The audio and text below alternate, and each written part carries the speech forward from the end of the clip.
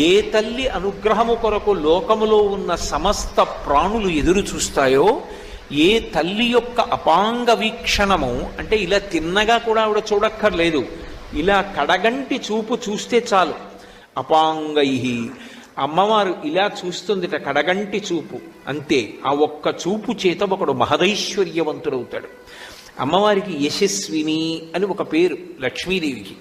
యశస్విని లలిత కవనివ్వండి, పార్వతి కవనివ్వండి, లక్ష్మి కవనివ్వండి, సరస్వతి కవనివ్వండి, ఆ పేరు ఉంటుంది తప్పకుండా. యశస్విని అంటే కీర్తినిచ్చున్నది అని.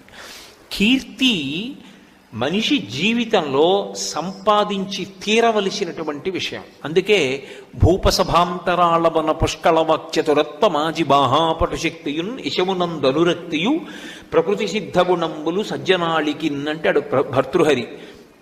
మంచి కీర్తితో నేను ఉండాలి అన్నది